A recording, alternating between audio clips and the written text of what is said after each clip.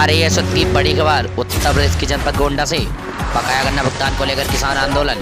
अवध केसरी सेना प्रमुख नीरज ठाकुर की अगुवाई में हुआ धरना प्रदर्शन।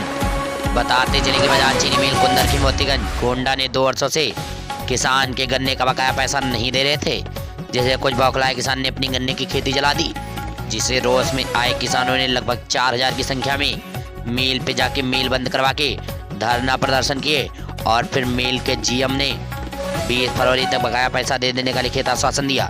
GK live TV Gonda Wazirganj से ब्यूरो चीफ सुनील सिंह की रिपोर्ट। पहले उस पर सफाई कीजिए आप। पिछला भुगतान आपने जो 1 करोड़ के आसपास में है उसका आपने अब तक क्यों सारी चीनी मिल चलो चलो बोले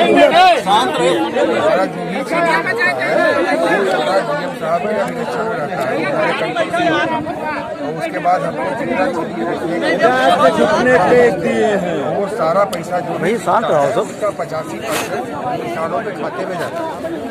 और अभी हमारा जो चीनी है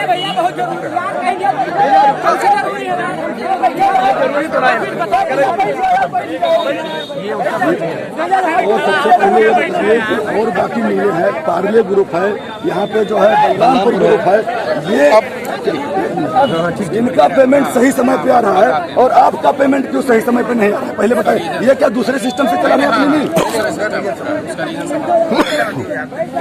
हम लोग भी बलरामपुर से ही आए हैं, बलरामपुर में 18 साल नौकरी करके आया।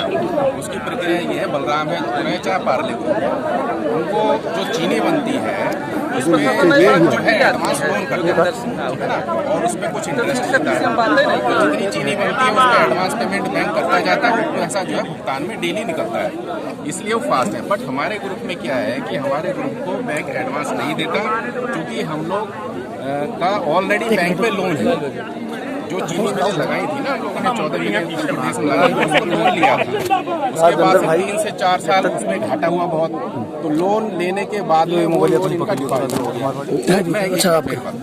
उसके बाद लोन की प्रक्रिया बैंक ने इनको देनी बंद कर दी पिछले 7-8 साल से। उससे पहले लोन मिलता था, भुगतान अच्छा होता था, कैश पेमेंट भी करते थे। बट अब 7-8 साल से वो प्रक्रिया बंद होगी, तो लोन नहीं मिलता। अब इनकी मजबूरी है कि जितनी चीनी बनेगी उतना बेच के भुगतान डेली का डेली करेंगे, इसलिए हमारा डेली भुगतान भी जाता है। अभी जो भुगतान जा रहा है उस हिसाब से जो हमारी चीनी बची है उस हिसाब से अभी लगेगा 3 महीना। बट आपकी ये सारी बातें हमने उच्च प्रबंधन को भेजी हैं कि साहब इस तरह की स्थिति है, भुगतान में जल्दी कराइए।